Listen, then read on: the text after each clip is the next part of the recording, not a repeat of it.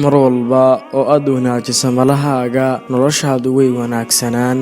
shimbirka geedka dul saaran marnaba kama cabsado ilaa inta uu saaran yahay ay la jabto, sababtoo ah kalsoonidu ma ahan laanta ee waxa uu ku kalsoon yahay baalashiisa. mar walba waa inaad aamintaa naftaada, aadna ku kalsoonaataa. muhiimad ma ahan inaad ka xanaaqdo waxa gadaashaada lagaa yidhi, waayo hortaada lagama oran karo. awood uma lihid inaad beddesho muuqaalkaaga si aad u noqoto midka dadka ugu quruxda badan, laakiin waxaad awood u leedahay inaad beddesho habdhaqankaaga iyo fikirkaaga si aad u noqoto ruuxa dadka ugu akhlaaqda wanaagsan.